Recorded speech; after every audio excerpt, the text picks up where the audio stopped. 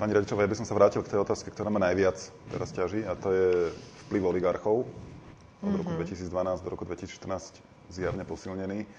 Ja to vidím úplne jednoducho, sa priznám. Podľa môjho názoru oligarchovia ovládajú, a úplne zjavne ovládajú aj stranu Smer, aj opozičné strany. Bohužiaľ, priznajme si to, je to tak. A najnovšie aj médiá. A vás ako ex-premiérky, ktorá sa zameriavala na transparentnosť a boj proti korupcii a boj proti oligarchom, sa teraz pýtam, že čo s tým? Existuje nejaký dôveryhodný program boja proti vplyvu oligarchov na politiku a na médiá? Alebo si máme zvykať na to, že toto bude tá ďalšia fáza transformácie slovenskej spoločnosti, ktorá bude poznamenaná práve týmto, že oligarchovia budú ovládať vládnu politiku, opozičnú politiku a médiá. Forbes stal na jednu z prvých priečok pána Babiša. Je predmetom svetových medzinárodných analýz fenomén strany Áno. Dokonca to experti zahraniční nazývajú, že sa treba dnes už venovať holdingu s názvom Áno, ktorý vznikol a prináša taký nový rys do politického systému, aj keď nie úplne, lebo mali sme fenomén berlusconizácie politickej scény. Môžem zľahčiť situáciu konštatovaním, že deje sa to všade na svete, ale to by som sa celkom hanbila uzavrieť len touto vetou, pretože biznis má mať svoje pravidlá, podľa ktorých sa má správať a fungovať. A politika má mať ochranné systémové mechanizmy, aby nebol možný takýto tlak na politické rozhodovanie. Múdrejšia dáma odo mňa to krásne zreflektovala, Hannah Arendt, ktorá upozorňuje, že korupcia je len druhá strana mince demokracie. Jednoducho preto, že vytláčate súkromný sektor práve z tej elity, ktorá má v rukách politické rozhodovanie pri stále väčších a väčších kompetenciách štátu. O tom sme sa rozprávali. Príjmame rad zákonov, ktorý ochraňuje ten súkromný sektor a biznis sektor, ale v podstate žiaden, ktorý by ochraňoval verejnú sféru pred tlakom lobistov a korupčným správaním sa lobistov, ktorí prirodzene chcú ovplyvniť to politické rozhodovanie v svoj prospech. Aj to bolo poznanie, ktoré viedlo a vedie k prijatiu zákonov na ochranu verejnej sféry. Musíme ich prijať. A to sú... S akými stranami, keďže všetky ovládli nemenovaní oligarchovia? Áno, treba na to tých 76 statočných v parlamente, aby prešiel zákon o lobbingu. Prvú verziu sme pripravovali na katedre politológie. Teraz sa ospravedlňujem kolegovi Laštícovi, ktorom roku to bolo dávno. Permanentne sa to predkladá na posúdenie partnerom, aby sme prijali takýto zákon. Áno, lobujú rôzne skupiny, aj záujmové skupiny. Keď za mnou prídu reprezentantky materských centier, že potrebujú istý regulatív v svoj prospech, je to pozitívny lobbying pre túto cieľovú skupinu. Mohli by sme ich vymenovať X, ale to definovanie a transparentnosť, kto s kým komunikuje, za akým účelom, akú formu chce presadiť, to je to, čo má byť pod verejnou kontrolou a prečo má byť zverejnený zoznam lobistov. Druhý krok, zákon o financovaní politických strán.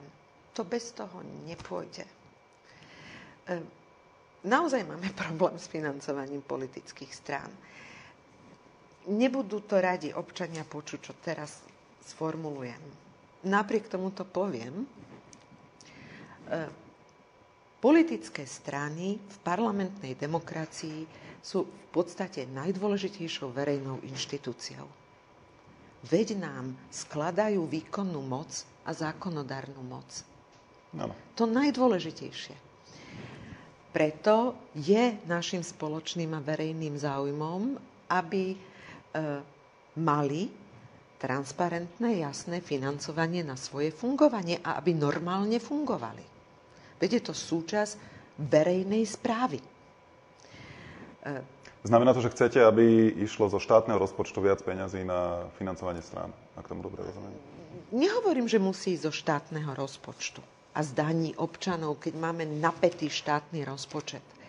Ale môže to ísť spôsobom a formou rôznych modelov, či už modelov nadácií, ktoré podporujú konkrétne politické strany. Teda nie priamo nejaký sponzor podporuje politickú stranu, ale prostredníctvom nadácií, ktorá má projekty, prehľadne kontroluje týchto sponzorov a nie je tam tým pádom priama väzba, nechcem ísť do detailov, nemecký model, model Spojených štátov amerických, viaceré modely, kde pre kampaň je nevyhnutné naozaj si vyskladať finančné zdroje, pretože nie politická strana určuje, čo stojí inzercia v médiách. A nie je lacná.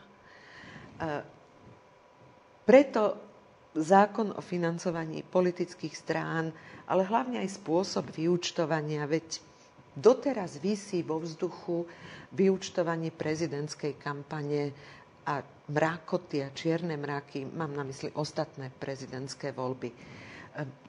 To nie je v poriadku, pretože to stále bude vyvolávať podozrenie na nečisté peniaze, nekalé praktiky a hlavne tú známu otázku, no dobré, a prečo im dáva ten dotyčný sponzor peniaze? Niečo za to bude chcieť.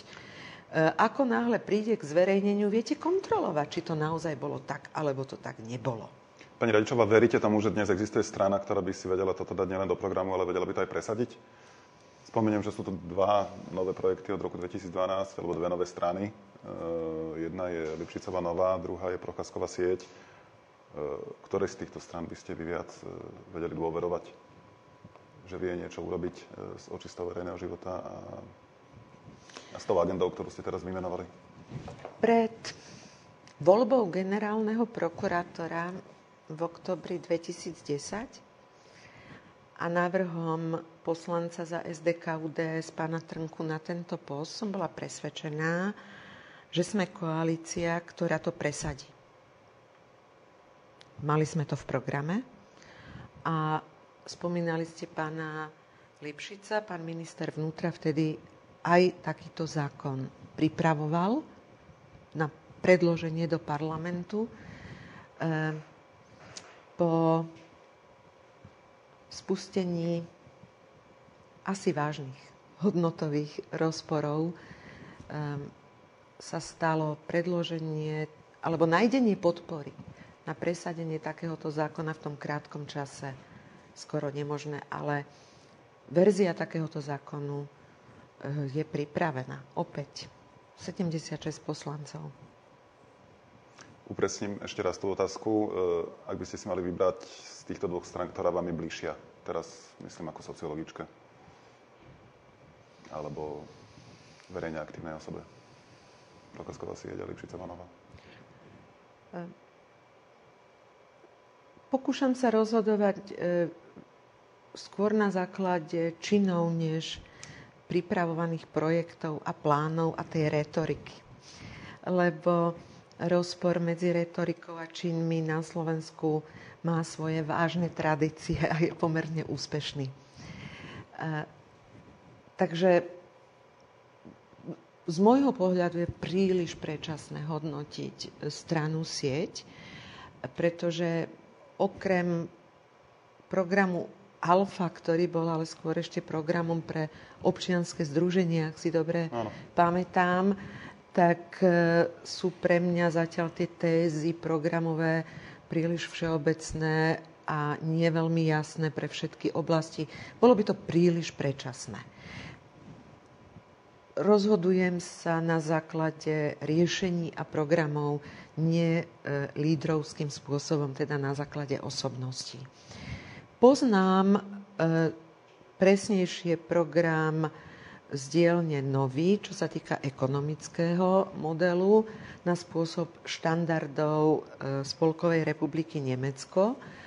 Tento návrh má svoje racionálne jadro, aj keď uprednostňujem to, čo sme začali krok za krokom realizovať v roku 2010, a to je ten koncept tzv. Modrej ekonomiky, teda ekonomiky založenej na podpore regiónov s konkrétnymi regionálnymi programami, ako bol program rozvoja vidieka, program protipodvodňový a tak ďalej.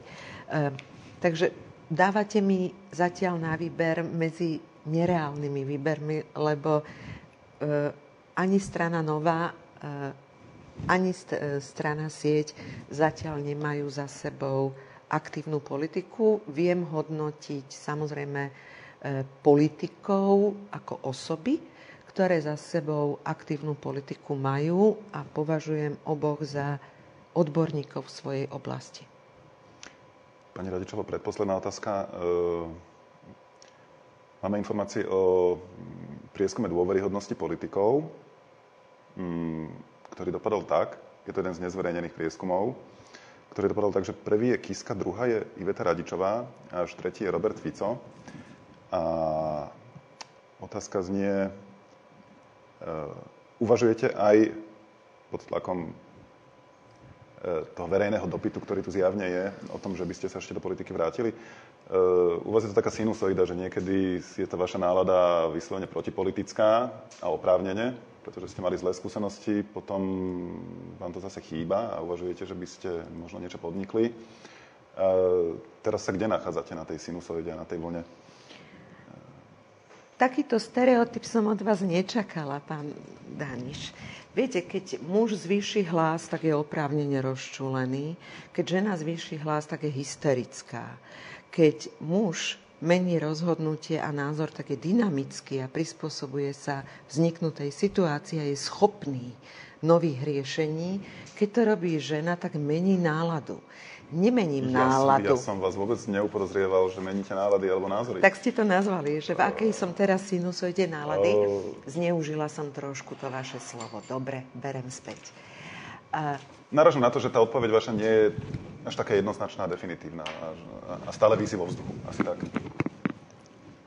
A nie len to, ale mali sme aj výzvu na Facebooku pre čitateľov Hospodárskych novín, aby poslali otázky na Ivetu Radičovú, ktorých trápia, no tipnite si, čo je 90% týchto otázok. Že ako sa mám? Ako sa máte, určite áno, ale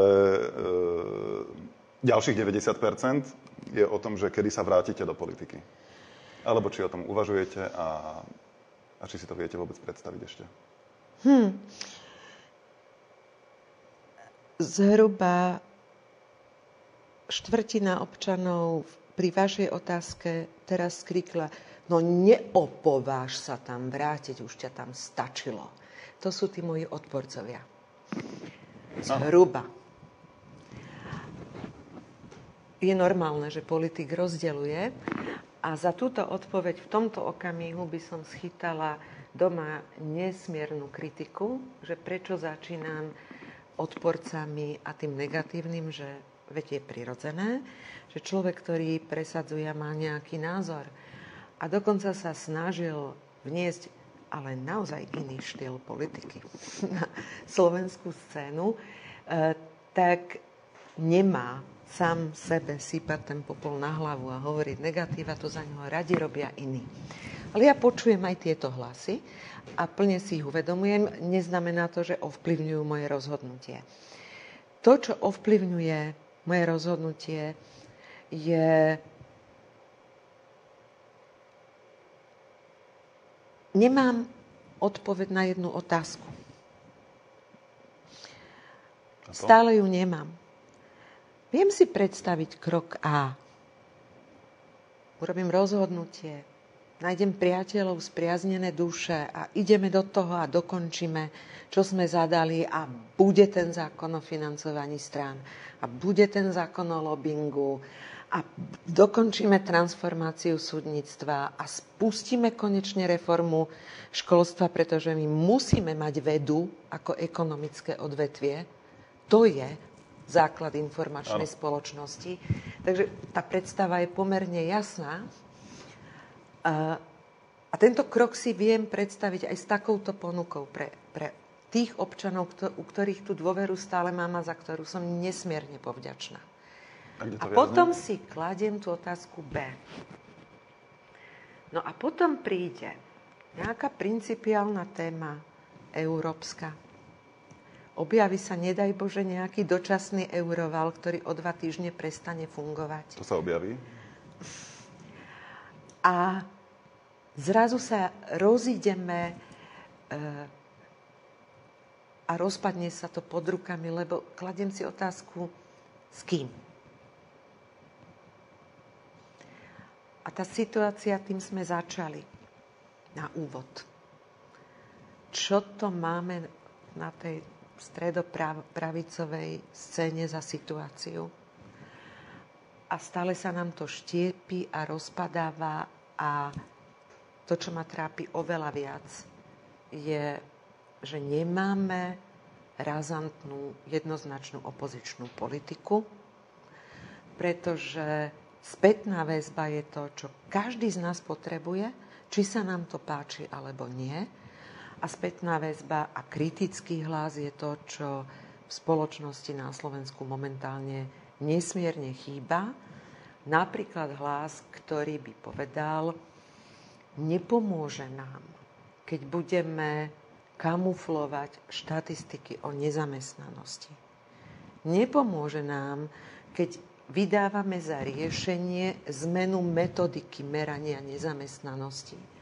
A nepomôže nám, keď k tomu pridáme zákon o hmotnej núdzi, ktorý prikazuje, že všetci v hmotnej núdzi by mali ísť na verejnoprospešné práce a v tom okamihu ich vyraďujeme z evidencie o nezamestnanosti. Teda logicky, ak sa tak stane pre všetkých poberateľov hmotnej núdzi, tak zajtra bude evidovaná nezamestnanosť 10,6%. Ale je to pravda? Toto nám naozaj nepomôže. A pomenovanie pravdivé situácie a návrhov riešení je to, čo očakávame my, voliči, aj od stredopravicových strán, pretože zatiaľ sme svedkami ponuky, ako to nazvem, riešenia vnútrostranických problémov. A to je 2,5 roka po voľbách, či pomaly viac. Nie, že málo. To už aj hnevá. Viete, čo ma zaráža? Že si kladete otázky, ktoré sú z pohľadu veľkého lídera nepodstatné. Pretože veľký líder si povie, ja si založím stranu, budem s ňou veľmi úspešný, presadím sa s ňou a tí malí a neúspešní, ktorí sa tu teraz obzerajú a kladú si otázky, čo bude ďalej, tí sú mi ľahostajní. Ja proste postavím podobnú vládu, ako postavil Robert Fico. Nie je trošku na škodu, že nikto z pravicových lídrov neuvažuje až takto sebavedomo? Ja si nemyslím, že toto je sebavedomé uvažovanie. Ja si práve naopak myslím, že toto je len inštrumentálne mocenské uvažovanie. Premiér má mandát a legitimitu od svojej voličskej základne, ale je premiérom Slovenskej republiky. A nesie zodpovednosť za Slovensko ako celok. A mne nie je ľahostajné. A nikdy nebolo. Ako sa cítia a v akej pozícii sú moji nevoliči. Ja si neželám, aby sa cítili ako občania druhej kategórie. Ja si neželám politiku víťaz berie všetko. To sme tu mali. Ja si neželám frustrovaných občanov, ktorí strácajú ešte aj pozíciu divne vrátnika v zamestnaní, pretože máme stranické okupovanie a kolonizáciu štátu. Nie. Kým budeme mať politiku v zmysle rozdelenia na jednoznačných víťazov a tých, ktorí sú porazení a cítia sa zúfalo, tak budeme mať zúfalú a nepríjemnú atmosféru v spoločnosti. Preto tento spôsob úvahy, ktorý ste načrtli, mi nikdy nebol vlastný, pretože je rídzo, pragmaticko-mocenský. Moc má byť A v politike ide aj o moc. nástrojom, Do veľkej miery. ale nesmie byť cieľom. A prepáčte, kto z nás má to právo povedať, že vie, čo je to najlepšie, čo je spravodlivé, jednoznačne pre každého. Kto to má právo povedať?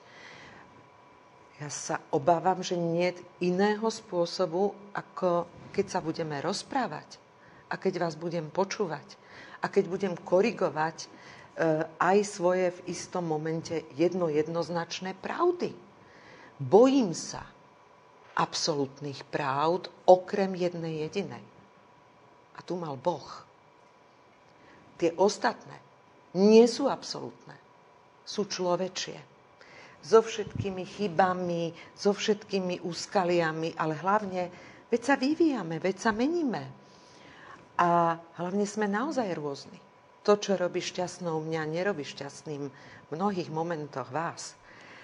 A pokiaľ politik nebude túto rôznorodosť brať tolerantne a nebude chcieť byť premiérom aj tých, ktorí ho nevolili, tak tu budeme mať dusno. Pani Radičová, pre človeka, ktorý uvažuje o nejakej ceste návratu do politiky, sú to spravidla 3 možnosti. Buď príjme ponuku niektorej z existujúcich strán, aby sa stal lídrom, alebo si založí vlastný politický projekt, vlastnú politickú stranu, poviem to takto, alebo vznikne nejaká širšia platforma, širšia dohoda politických strán, niečo na štýl SDK v roku 1998. Príde ponuka na to, aby človek, ktorý sa vracia do politiky, túto stranu viedol. Chcem sa vás pýtať, že ktorá z týchto 3 ciest, ak by ste sa rozhodovali pre návrat, by bola pre vás najviac predstaviteľná z týchto 3 ciest? Budem úprimná. Po vašom prvom ak a nasledujúcej otázke som prestala počúvať tie alternatívy. Pretože sú hypotetické? Čiže?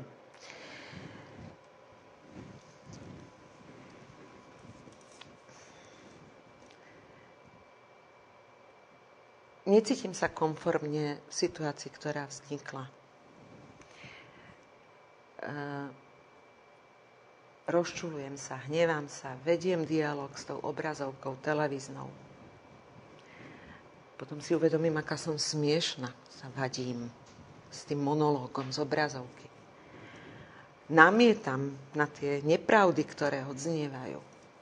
Opakujem vetu, ale ja nemám íkve húpacieho koníka, tieto kaleráby už nie. A potom si uvedomím, že môže byť pre mnohých občanov vyrušujúce a frustrujúce nastavovať im zrkadlo alebo likvidovať ich vieru v novú nádej. Nesmierne opatrne, ak ste si všimli, hodnotím alebo vyjadrujem sa k novotvaru pána Procházku. Nebudem ten, ktorý bude pridávať skepsu a blbú náladu v spoločnosti. Ak je pre časť voličov nádejou, dobre. Dobre. Je nádejou. Ale k tomu by som rada pridala, že rastie nás počet, ktorý strácame reprezentáciu, alebo strátili sme reprezentáciu na politickej scéne, pokiaľ nechceme, aby náš hlas prepadol, alebo pokiaľ naozaj používame isté hodnotové kritéria, z ktorých už nie sme pripravení zľavovať. A ja som teraz v dosť ostrej situácii nevoliča. Naozaj? Úplne vážne. Úplne vážne. A to platí aj pre malé voľby, ktoré budú o chvíľu, aj pre veľké voľby? To je pozoruhodný vývoj. od funkcie premiéra k funkcii nevoličovi. nevoliča. Áno. Až sa hanbím za tie otázky, ktoré som vám dával, že či sa vraciate do politiky. No. Ako nevolič sa do politiky asi nevrátite. Však. Sa obávam. Sa obávam aj ja. Čiže to je odpoveď? Áno. Pani Radičová, uzavrel by som to otázkami čitateľov z Facebooku a pre krátkosť času uvediem len jednu z otázok Budú sa čitateľov. hnevať. Jednu jedinú. Áno. Pani Radičová, keď vás občania tak žiadajú do politiky, založte si vlastnú stranu a cez voľby sa dostaňte do parlamentu. Vtedy si vás budú vážiť všetci občania a voliť vás budú aj takí, ktorí vás v inej strane nepodporia. To by bolo čestné konanie z vašej strany. Áno, toto by bolo jediné čestné konanie. Súhlasím. Viete, čo ma baví na tejto otázke čitateľa? Povedzte. Že to vôbec nie je otázka. To je... Riešenie. Áno. S ktorým úplne súhlasím. Úplne súhlasím. Lebo je pravdivé. Áno. Až Súhlas, na to, že podpisujem. máte nakročené ku kariére nevoliča. Ale ako mnohí z nás, iba reagujem na tú existujúcu situáciu. Niekedy sa to na tej politickej scéne už veľmi nedá. Ako to poviem? S úsmevom na tvári sledovať, alebo už len s úsmevom na tvári. A teraz opäť, nie je to nadutosť. Ja sa dožadujem, prosím vás, politici, prestaňte nám klamať. Ja prosím, skúste nám hovoriť pravdu. A najhoršie je, ako sa niekedy pán Lipták, jeden z najlepších historikov, alebo spomedzi najlepších historikov, hovoril, že máme sklonu k mýtotvorbe. Naozaj máme. A to už koľko je stereotypov, mýtov, čo všetko som urobila, povedala, neurobila, nepovedala. Vážne mnoho vecí z toho nie je pravdivých, už tým nič nenarobím. Ale jeden taký mýtus, ktorý sa permanentne opakuje do nekonečna a do nekonečna, je, a poviem ho, lebo i vy ste ho nedávno zreprodukovali, nepriamo, ale zreprodukovali, že som sa na niečom dohodla a na druhý deň som ten sľub nedodržala. Prehlasujem s plnou vážnosťou a s dôkazmi, že ten sľub platil za konkrétnych podmienok. Mám na mysli sľub o hlasovaní o dôvere. Sľub, ktorý ste dali Richardovi Áno, Sulíkovi. za konkrétnych podmienok, za situácie, a dohody o možnostiach, ktoré presadím, riešeniach na úrovni EÚ. A tá dohoda na druhý deň neplatila. Preto neplatil ani môj sľub. Záleží mi na tom, lebo vždy som sa snažila, aby sľub, ktorý dám, som splnila, pokiaľ to bolo len trochu v mojich silách. A keď nie, tak som sa postavila pred občanov s vetou: nemôžem to splniť, prepáčte, lebo ospravedlňujem sa. Buď preto, že som sa pomýlila, alebo preto, že na to nemám tých 76 hlasov v parlamente. Ale tento sľub som podmienila. A tá podmienka na druhý deň nebola platná. Takže nie je pravdou, že jednám skratovite, alebo som neprincipiálne rozhodla, naopak. A bolo to najťažšie rozhodnutie, aké som kedy musela urobiť. A ďakujem za Facebook. Toto by bolo to druhé. Najťažšie rozhodnutie, ktoré by som musela urobiť. Pani Radičová, ja vám ďakujem za účasť v našej relácii. A len dúfam, že na tom nebudeme na Slovensku až tak zle, že ex-premiérka nepôjde voliť. Tohto by som sa nerad dožil. Ale ex-premiérka možno má právo si posunúť tie kritériá kompromisov a nemusieť to áno, ale je to extrémny obrad. Počkáme, ešte máme do volieb 2 roky. Počkáme. Ďakujem veľmi pekne za účasť, vážení diváci. Dovidenia o mesiac. Ďakujem veľmi pekne za možnosť sa rozprávať. Všetko dobré. Podobne.